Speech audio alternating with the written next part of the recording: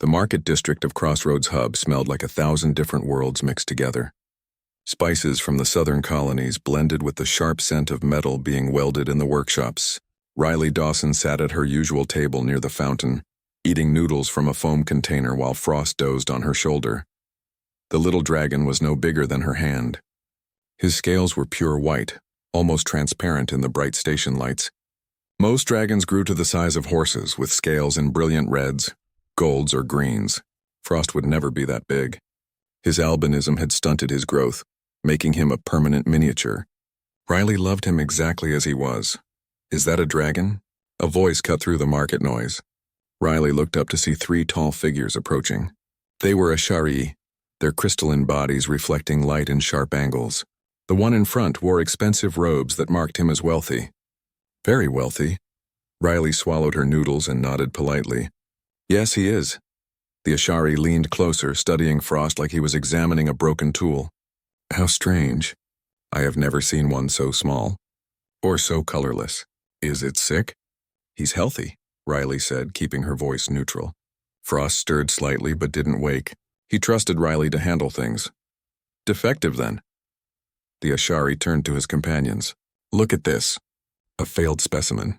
The breeding must have gone wrong." Riley's jaw tightened, but she stayed calm. People had said worse things about Frost before. She had learned to let it slide. Most of the time. "How much do you want for it?" The lead HFY pulled out a credit chip. "I collect unusual items." This would make an interesting conversation piece. "He's not for sale." Riley went back to her noodles, hoping they would take the hint. Everything has a price. Human. The merchant's voice carried that particular tone that rich people used when they thought they were being generous. "I will give you 5,000 credits. That is more than you make in 3 months, yes?" "Not interested." Riley didn't look up. 10,000 then. The HFY waved his hand dismissively. "You primitives do not understand the value of things. I am being very fair." Riley set down her container carefully. Around them, other humans in the market had started to notice the conversation. A dock worker stopped unloading crates. 2 engineers paused their argument about fuel lines. The background noise of human activity went quiet in a way that made smart people nervous. "His name is Frost," Riley said slowly. "He's not an it, he's not defective, and he's not for sale at any price." The HFY laughed, a sound like wind chimes made of glass. "You are attached to a broken animal. How very human. So emotional over simple things." His companion joined in the laughter. "Perhaps we should report her to station authority. Keeping a rare creature in improper conditions. She probably cannot even afford proper care for it." The lead merchant, who Riley would later learn was named Harvin, reached toward Frost with one crystalline finger. "Let me examine the creature. I want to see if it is worth purchasing at all." Riley's hand shot out and caught his wrist before he could touch Frost. Her grip was firm, her reflexes sharp from years of training. Harvin froze, surprised that a human could move that fast. "I asked nicely," Riley said, her voice dropping to something cold and flat. "I was polite. I explained clearly. Now I'm going to give you one warning." She released his wrist. "Walk away. Fight now." Harvin's expression shifted from surprise to anger. His crystalline face somehow managed to look offended. "How dare you touch me?" "Do you know who I am?" "Someone who's about to make a big mistake," Riley said. "I will have you arrested for assault." Harvin's voice rose loud enough that half the market turned to watch. "You cannot treat your betters this way." Frost finally woke up, sensing Riley's tension through their bond. He lifted his small head and chirped softly. The sound was surprisingly clear and musical. "Your betters?" Riley stood up slowly. She was not particularly tall for a human, but she suddenly seemed to take up more space. "You come to my table. You insult my friend. You try to buy him like he's cargo. Then you try to grab him without permission. And you think you're better than me?" Station security was pushing through the crowd now. 2 officers in gray uniforms. They took one look at the situation and slowed down. Both of them were human. They knew Riley. More importantly, they knew her father. "There must be a law against this," Harvin said, turning to the security officers. "She is keeping a rare creature improperly. I demand you confiscate it." "Him," Riley corrected. "And he chose to stay with me.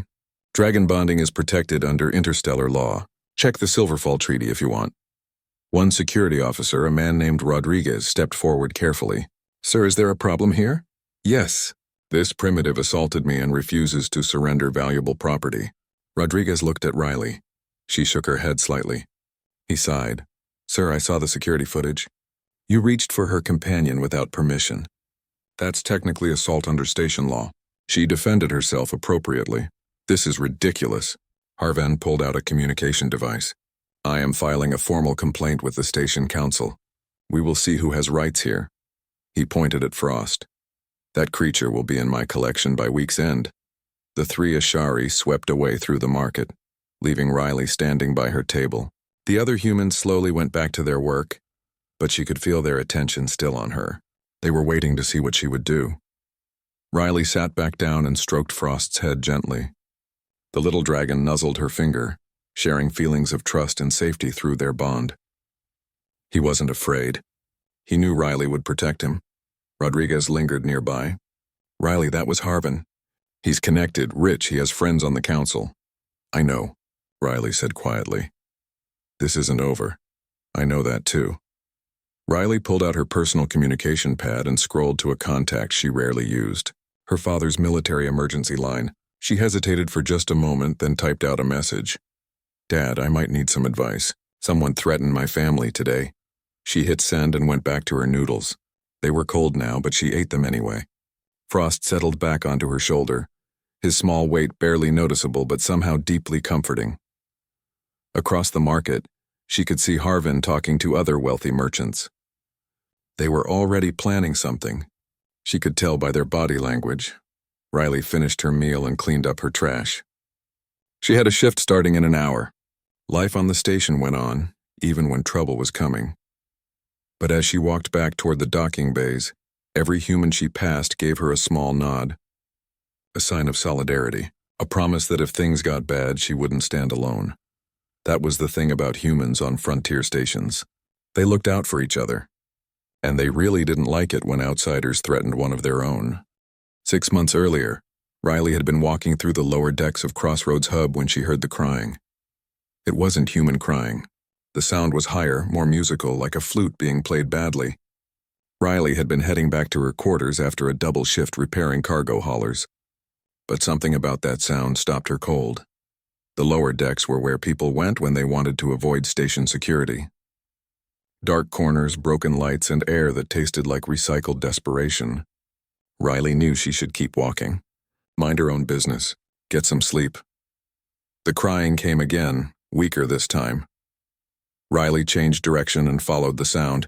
She found them in a maintenance corridor that nobody had cleaned in years. 3 Borrelians, slug-like aliens with gray skin and too many arms, stood around a collection of cages. The cages were crammed with creatures from a dozen different worlds. Birds with jeweled feathers, small mammals with 6 legs, and in the smallest cage, barely visible in the dim light, something white and trembling. Evening, Riley said, keeping her hands visible and her voice neutral. Didn't know there was an exotic pet sale down here. The largest Borrelian turned to face her. His translator device crackled when he spoke. No sale, private business. Move along, human. Riley looked at the cages again. Most of the creatures inside were drugged or hurt. The white thing in the smallest cage had blood on its scales. Scales, it was a dragon. A baby dragon, barely bigger than a rat, shaking so hard the whole cage rattled.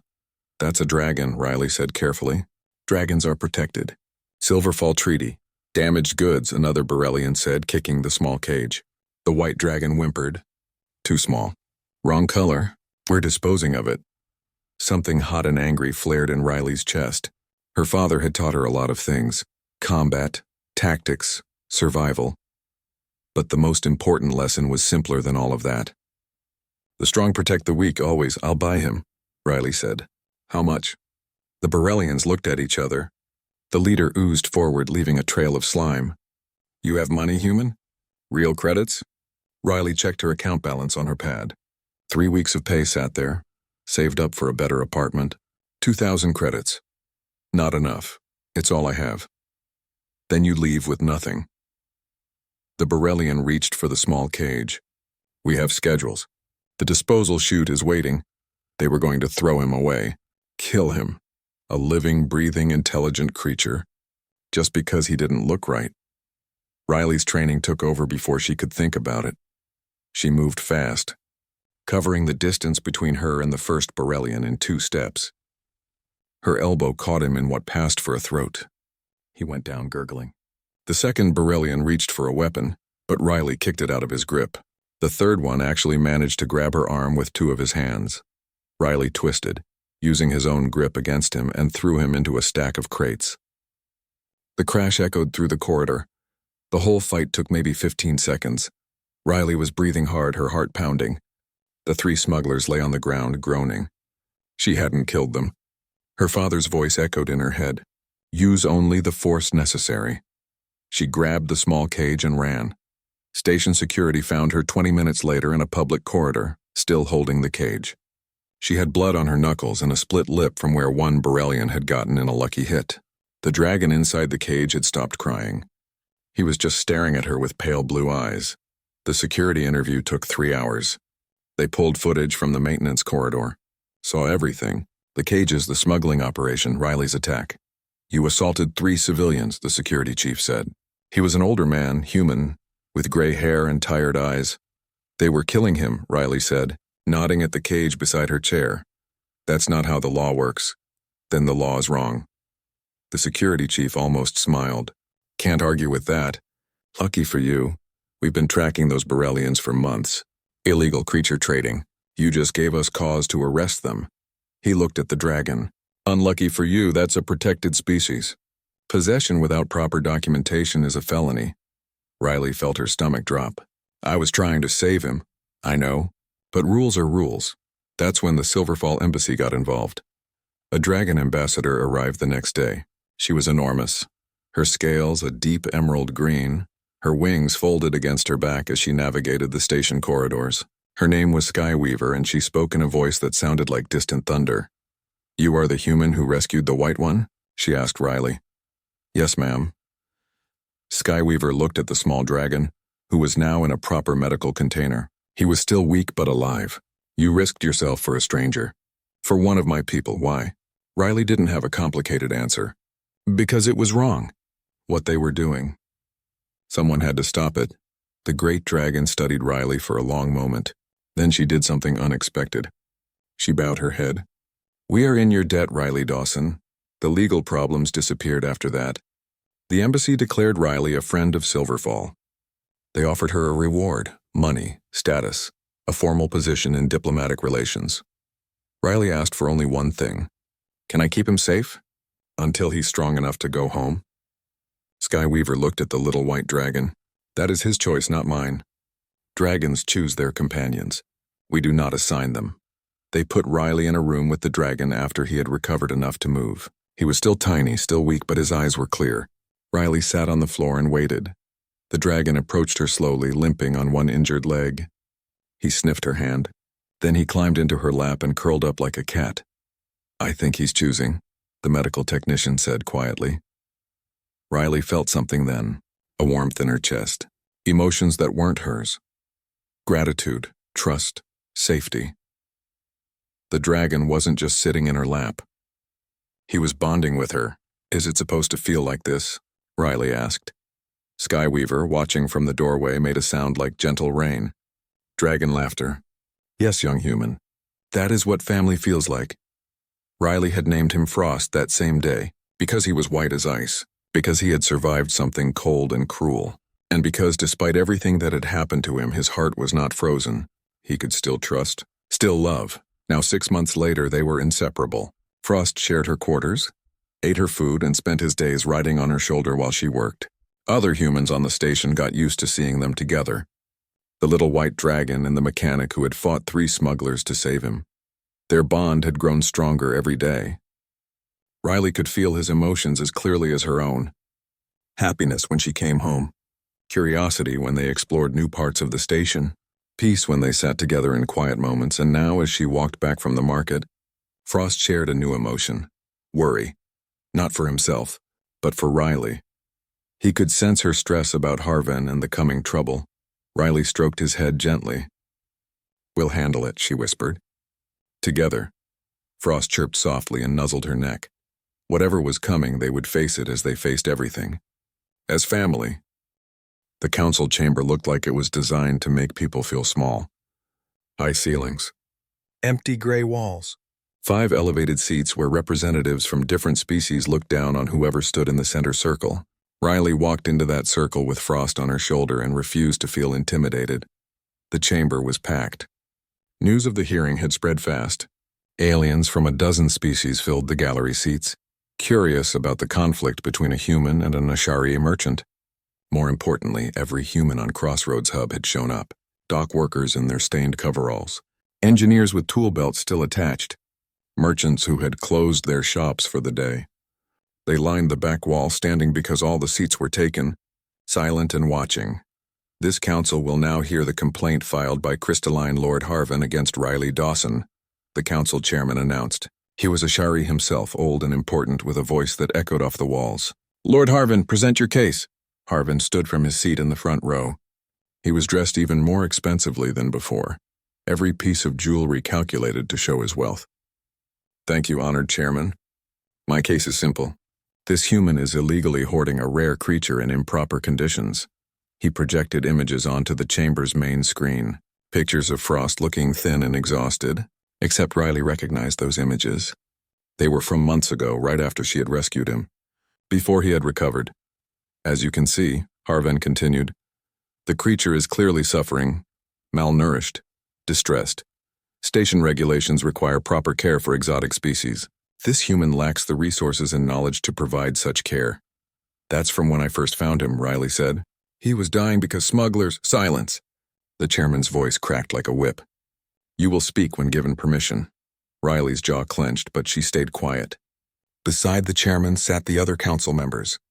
A Borrelian who kept avoiding Riley's eyes, a Curex with compound eyes that reflected no emotion, a Talvine who looked bored, and at the end, Ambassador Patricia Green, the human representative. She was older, gray-haired, and her face was carefully neutral. Harvin called witnesses, other Ashari merchants who claimed Riley had been aggressive, that she had assaulted Harvin unprovoked, that humans were known for emotional instability and violence. We have all seen how humans react to minor disputes, one merchant said. They are primitives who cannot control themselves. Allowing such a being to possess a rare dragon is irresponsible. The lies piled up like garbage. Riley felt Frost tense on her shoulder. The little dragon could sense her anger, and he was starting to share it.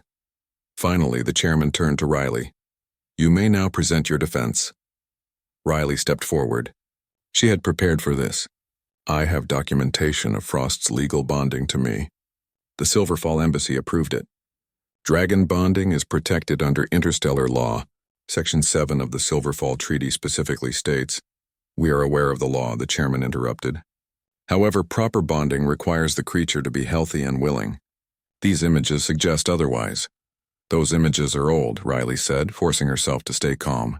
I have current medical records that show Frost is healthy. I have statements from the Silverfall Embassy confirming our bond.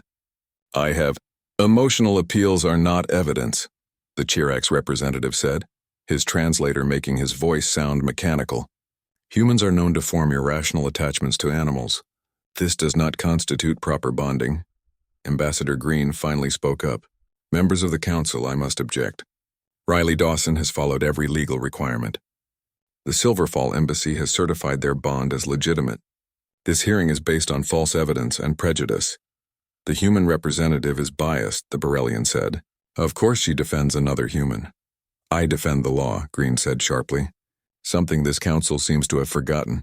The chairman's crystalline face somehow managed to look stern. Ambassador Green, you will control yourself or be removed from this chamber. The arguing continued. Back and forth, legal terms and regulations that Riley barely understood. Through it all, she stood in that circle feeling the weight of every eye in the room.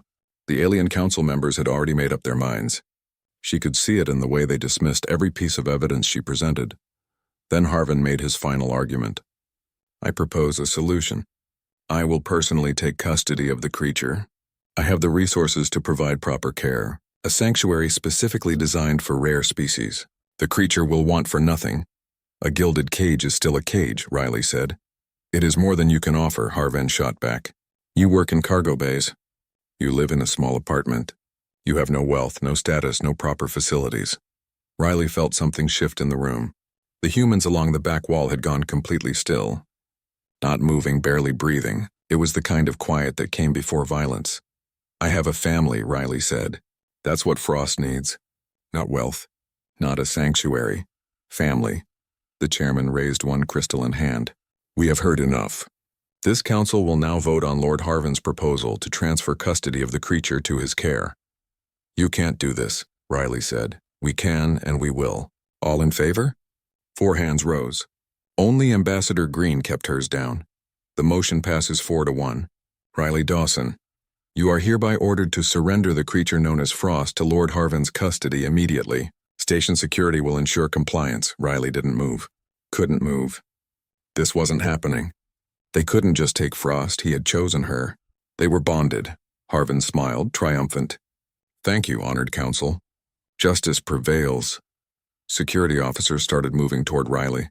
She saw them coming but didn't step back. Frost was trembling on her shoulder, sharing feelings of fear and confusion through their bond. Riley. Ambassador Green's voice was quiet but urgent. Don't do anything foolish. Riley looked at the security officers, then at the council, then at Harvin's smug face. Her voice came out flat and cold. I was polite. I followed your rules. I showed you evidence. I did everything right. She touched Frost gently. Now you want to take my family. Every human in the room stood up at the same time. Not aggressive, not threatening, just standing. Unified. That's where the rules end, Riley finished. The chairman looked alarmed. Security, remove these humans from the chamber. I wouldn't, Ambassador Green said. She had stood up too, her hand on a small device at her belt. Not unless you want an interstellar incident. You dare threaten this council? I'm not threatening anyone. I'm reminding you of Article 7 of the Human Integration Treaty, the article that allows humans to defend family members with all necessary force. Green pressed the device. Alarms started blaring throughout the station. I've just activated Protocol Guardian. What is Protocol Guardian? The Telvian asked nervously. You're about to find out, Green said.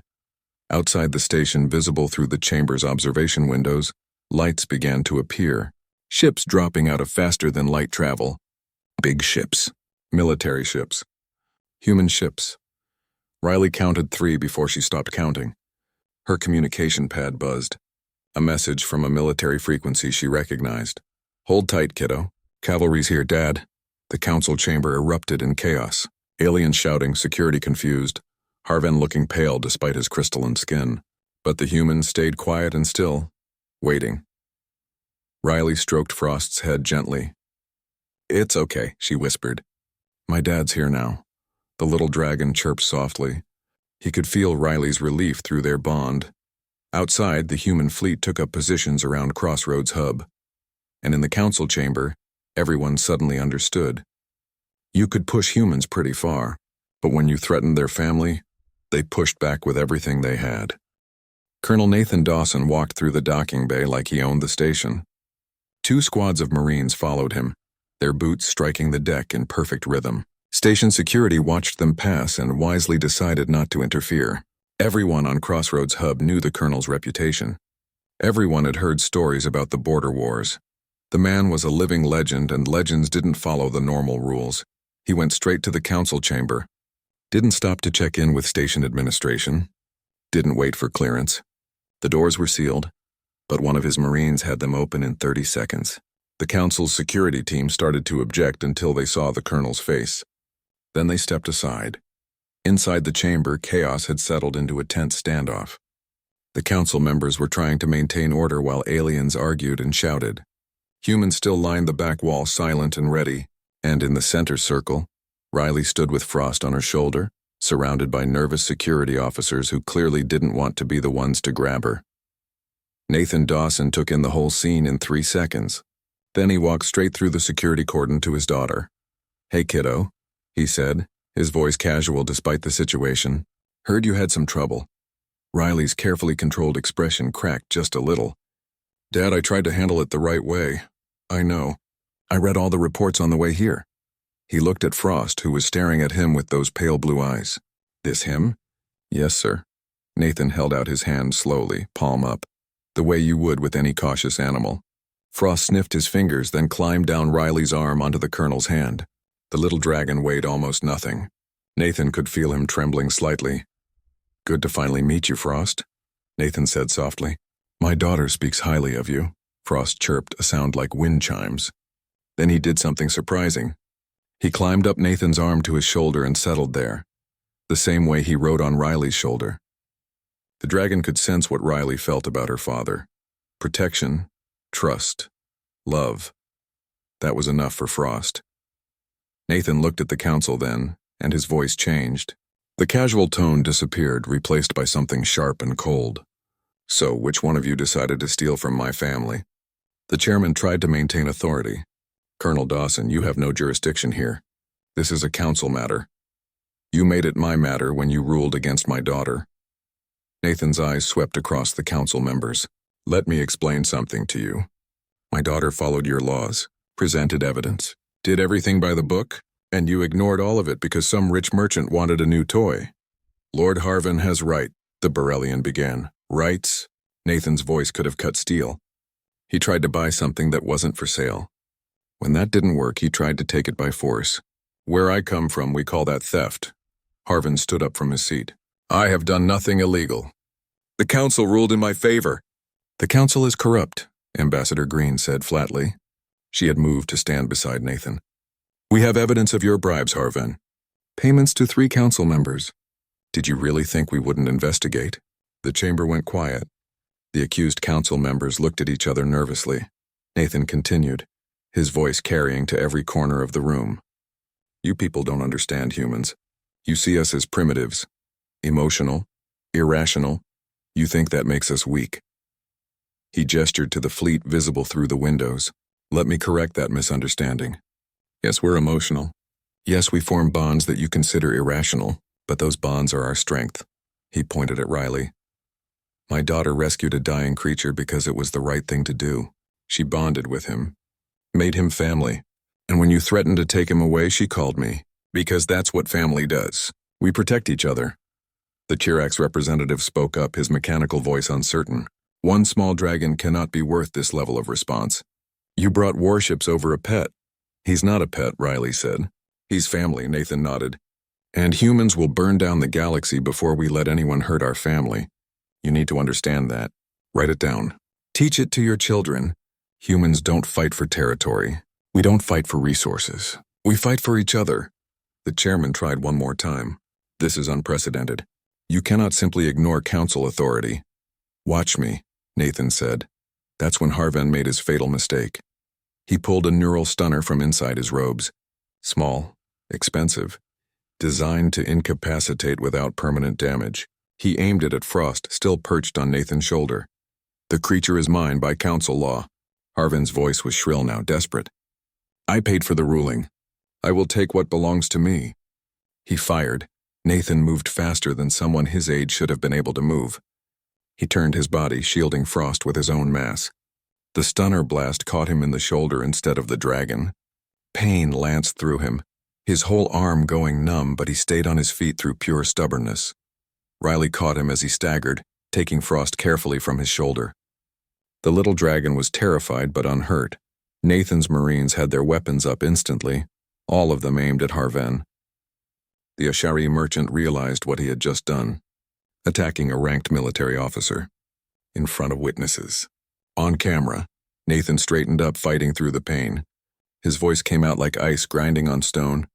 "You just made 2 mistakes. First, you threatened my grandkid." He touched his numb shoulder. "Second, you shot me. I've been shot before. I didn't like it then either." Station security moved in fast, disarming Harvin before the situation could get worse. The merchant was shouting about rights and laws, but nobody was listening anymore. Ambassador Green spoke into the stunned silence. "I move to nullify the council's previous ruling on the grounds of corruption and coercion. Furthermore, I move to have Lord Harvin arrested for assault on a diplomatic officer and attempted theft of a protected being." The chairman looked around at the other council members. The ones who hadn't been bribed looked angry. The ones who had been bribed looked terrified. He cleared his throat. "The motion passes. The previous ruling is nullified. Lord Harvin will be taken into custody. Riley was still supporting her father, though he was getting his strength back. The numbing effect of the stunner was already fading. She looked at him with worry and pride mixed together. "You okay, Dad?" "I've had worse." He managed to smile. "Your dragon's got good instincts. Didn't panic even when I got hit." Frost, now back on Riley's shoulder, chirped and touched his small snout to Nathan's cheek, a gesture of gratitude. The colonel had taken a hit meant for him. Medical teams were already rushing in to check Nathan's condition. The stunner had been set low, probably just meant to knock Frost out. It would wear off in minutes.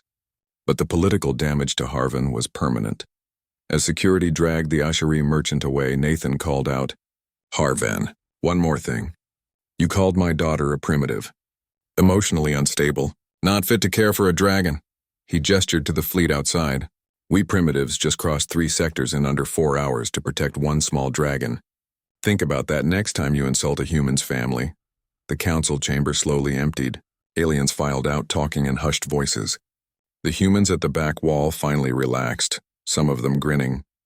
They had won, not through violence, but through the simple presence of overwhelming force and absolute determination. Ambassador Green approached Nathan and Riley. "That was risky, Colonel.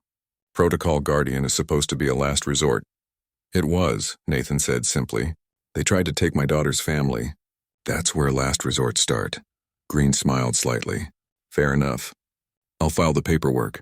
Silverfall Embassy is already sending their gratitude. Apparently news of this has reached them." Riley looked at her father. "Thank you for coming. Always, kiddo." He put his good arm around her shoulders. "That's what family means. We show up." Frost chirped in agreement, and for the first time in hours, Riley laughed. Riley had been reviewing security footage for 3 hours when she found something that made her blood run cold. Nathan sat beside her in the station's security office. His shoulder had recovered fully from the stunner blast, but he had decided to stay on Crossroads Hub for a few days, partly to make sure the council didn't try anything else, mostly because he wanted time with his daughter. Ambassador Green stood behind them, watching the screen over their shoulders. "Go back," she said quietly. "Right there. That figure in the shadows." Riley paused the footage and zoomed in. During the council hearing, while everyone had been focused on the drama in the center of the chamber, someone had been watching from the back gallery. The cameras had barely caught them. Just a shape in dark clothing, face hidden by a hood. "Talveen," Nathan said, recognizing the body shape. "What's a Talveen doing lurking in the shadows?" "Taking notes," Riley said, advancing the footage frame by frame. The hooded figure was using a data pad, recording everything. They were documenting the whole thing. "Why?" Green pulled up her own pad. "Let me check registration. See what ships docked during the hearing." Her fingers moved quickly across the screen. Then she stopped. "Oh no, what is it?" Riley asked. "The Prophet's Edge. Talveen registered vessel. Docked 2 days ago. Hasn't moved since." Green's face had gone pale. "That ship belongs to the Exotic Acquisitions Guild." Nathan stood up straight. "I've heard of them. High-end smugglers. They don't deal in stolen cargo. They specialize in rare creatures." "Creatures like dragons," Riley said, the pieces falling into place. Frost was sleeping in her jacket pocket, exhausted from the day's stress. She touched him gently, feeling his warmth through the fabric. Green was pulling up more information on her pad. "The guild has been investigated dozens of times. Never enough evidence to convict. They're smart, professional, and very, very patient." "Harvin," Nathan said suddenly.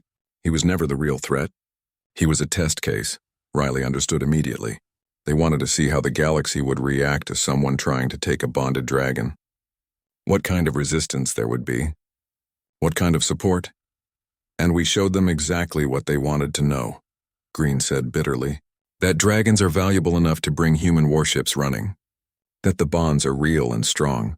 That separating a dragon from their bonded partner causes massive political incidents. So they won't try to separate bonded dragons," Nathan said, thinking like the military strategist he was. "They'll go after dragons that haven't bonded yet." "Baby dragons," Riley whispered. Frost stirred in her pocket, responding to her sudden spike of fear. She lifted him out gently. The little dragon looked at her with concerned blue eyes. Frost's emotions flooded through their bond. Not just concern for Riley, but something deeper.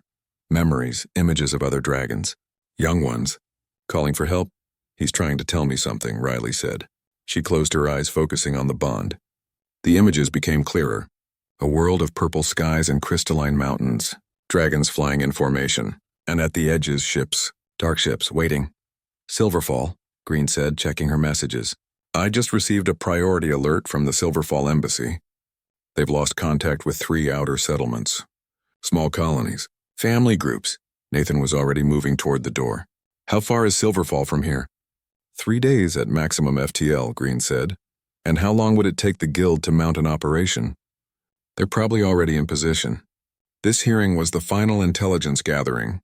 Now they'll move. Green's fingers flew across her pad. I'm requesting military assistance, but the nearest fleet is 6 days out. Too slow, Nathan said. By the time they arrive, the guild will have taken what they want and disappeared. Riley stood up, frost in her hands. Then we go now, with what? Green asked. Your father's 2 frigates and a diplomatic cruiser against a professional smuggling operation? And every human on this station who's willing to help, Riley said. She looked at her father. You taught me that the strong protect the weak, that when someone needs help, you don't wait for permission. You act. Nathan smiled, proud and fierce. I did teach you that. Okay, let's see who wants to volunteer for a rescue mission. The answer was, everyone. Within 2 hours, Riley and Nathan had assembled a fleet. The 2 military frigates, the diplomatic cruiser, and 12 civilian ships, everything from cargo haulers to small personal transports. 50 humans total, plus a handful of aliens who volunteered to help. A Chirax engineer who had been disgusted by the council's corruption, 3 Ashari merchants who had opposed Harvin and wanted to make things right. Even a Borellian ship captain who remembered that humans had freed his people from slavery 40 years ago. They weren't soldiers. Most of them were just dock workers and mechanics. But they were angry, and they were determined, and they were willing to fight for something that mattered. Ambassador Green briefed them in the diplomatic cruiser's main bay. The guild has 4 armed transports, approximately 200 mercenaries. They'll hit during the Festival of First Flight, when the adult dragons are performing traditional aerial displays. The target is a nursery colony, 50 baby dragons all under 1 year old. Too young to bond. Completely vulnerable. What's our objective? Someone asked from the crowd. Hold the nursery until the adult dragons can respond, Nathan said. He had taken tactical command and nobody argued. We're not trying to win a war. We're just buying time. How much time? A civilian pilot asked. As long as it takes, Riley answered. She was standing at the front with Frost on her shoulder. The little dragon looked out at the assembled humans, sensing their determination. Those baby dragons are Frost's family. That makes them ours too. The mood in the bay shifted. This wasn't about politics anymore. It wasn't about laws or treaties. It was simpler than that. Someone was threatening children and humans didn't tolerate that. We leave in 1 hour, Nathan announced. Pack light. Bring weapons. And someone send a message to the Silverfall embassy. Tell them help is coming. As the crowd dispersed to prepare, Riley stayed beside her father. We're outnumbered 4 to 1. I know, Nathan said calmly. We might not all come back. I know that too. He looked at her seriously. You can still back out. Stay here where it's safe. Riley touched Frost gently. The dragon chirped, a sound of absolute determination. He's family, Dad. I don't abandon family. No, Nathan said, putting his arm around her shoulders. You don't. You're definitely my daughter. The fleet departed Crossroads Hub 3 hours later. Destination, Silverfall. Mission, protect the innocent. Odds, terrible. But nobody backed down. Nobody suggested waiting for proper military support, because that was what humans did. When someone needed help, they showed up. Outgunned, outnumbered, unprepared. They showed up anyway. And somewhere ahead in the darkness, the Exotic Acquisitions Guild was about to learn a hard lesson. You could threaten a lot of things in this galaxy, but when you threatened children, humans would come for you with everything they had.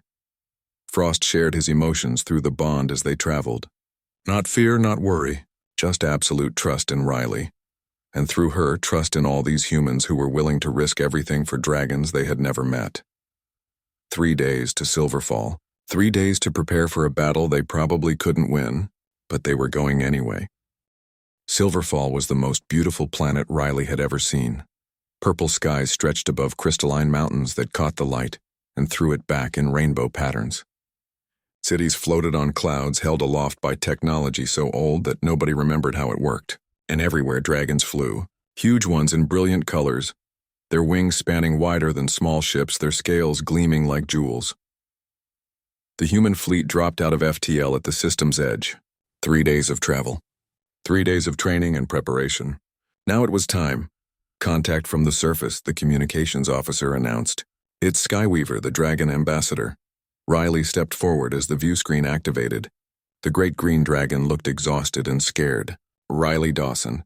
You came. Of course we came, Riley said simply. Frost chirped from her shoulder, greeting his elder. The guild fleet arrived this morning. 4 transports, just as your intelligence predicted.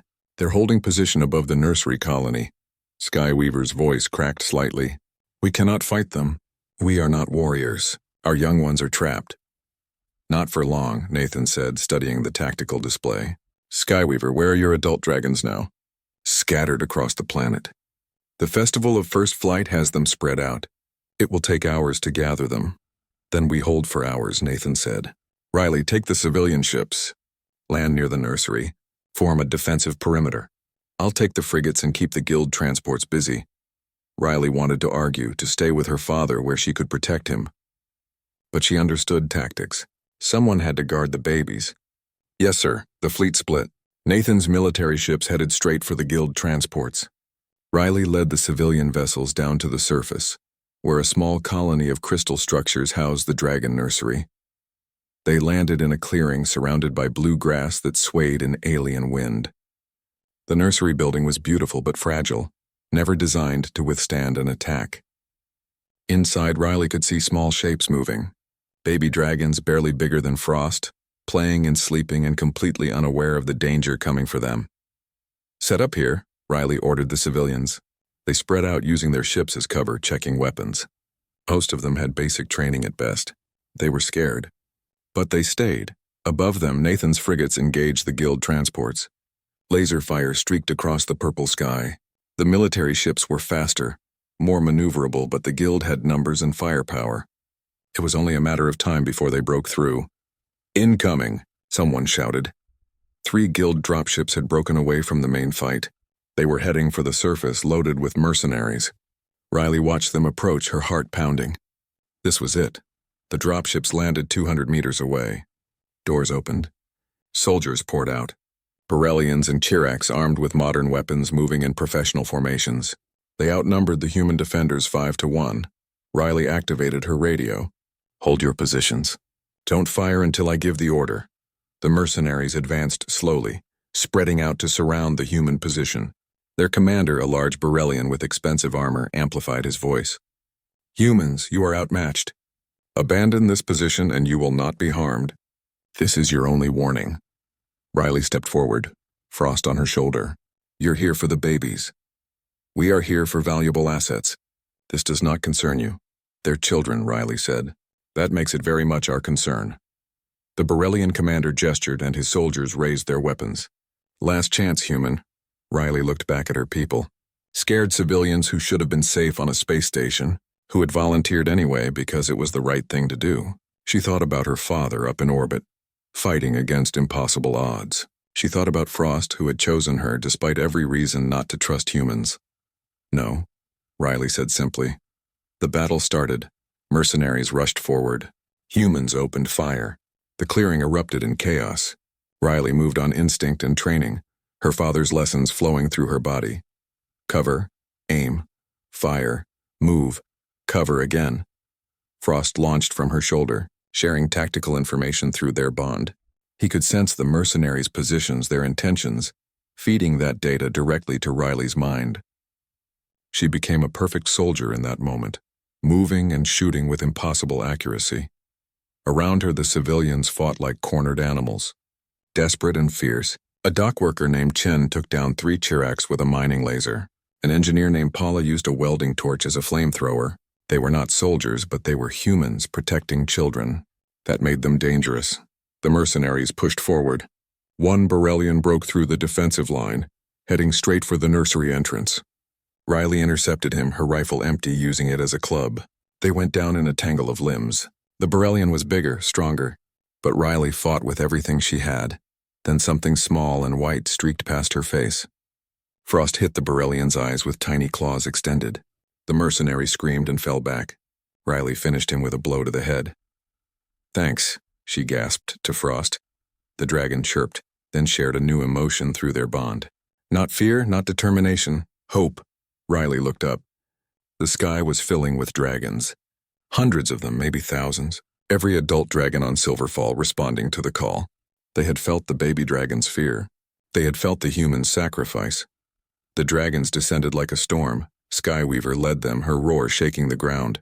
The mercenaries looked up in terror as massive shapes blotted out the sun, claws and fire and wings everywhere.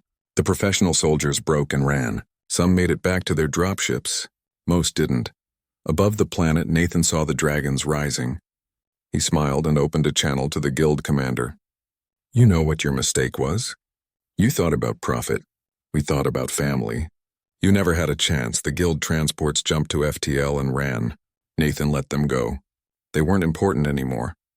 On the surface, Riley sat on the ground exhausted. Frost climbed onto her lap and suddenly they were surrounded by baby dragons, curious, grateful little creatures who had felt Riley's determination to protect them. They climbed over her, chirping and squeaking. Some of them approached other humans, touching hands with tiny snouts. Bonds forming, right there in the aftermath of battle. 12 baby dragons chose human defenders, chose the people who had risked everything to keep them safe. Skyweaver landed beside Riley. The great dragon looked at the exhausted, battered humans who had held the line. "You traveled across space to protect children you had never met, fought against impossible odds. Some of you died for us." 3 humans had fallen, Paula Chen and a young pilot named Reed. "Why?" Riley looked at Frost, then at the baby dragons playing with her people. "Because they're family, and humans protect family. Always." 2 weeks later, Riley stood on Crossroads Hub's docking bay, watching Nathan's ship prepare to depart. Frost dozed on her shoulder. Around them, 11 other humans stood with their newly bonded dragons. The babies were still small, still learning, but the bonds were strong and real. "You did good, kiddo," Nathan said, hugging his daughter. "Really good." "I learned from the best," Riley said. She pulled back and smiled. "Think the galaxy learned its lesson?" "Some of them." Nathan looked at the dragons. "The rest will figure it out eventually. Don't threaten a human's family." He boarded his ship. Riley watched it depart, Frost sharing feelings of contentment through their bond. They had won. Not just the battle, but something bigger. Understanding, alliance, family that crossed species lines. Ambassador Green approached. "Silverfall has formally requested a permanent human presence. Defense advisors. Cultural liaisons. They want us here." "Good," Riley said. "Because we're not leaving." Frost chirped in agreement, and somewhere in the distance, hundreds of dragons answered. Family calling to family. Human and dragon bonded by choice and sealed by sacrifice. The galaxy was learning. Slowly but learning. Humans were dangerous, yes. But not because of violence or technology. Because of something simpler and more powerful. Humans loved fiercely, protected absolutely, and never ever abandoned those they called family. And that made them the most dangerous species in the galaxy, but also the most reliable, the most loyal, the most worth knowing. Riley returned to her apartment with Frost. Tomorrow she would start her new job as liaison to the dragon colonies. Tonight she just wanted to rest. Frost curled up on her pillow, sharing emotions of peace and safety. Riley touched his small head gently. "We did good," she whispered. The little white dragon once mocked and almost killed, safe now and loved, chirped his complete agreement.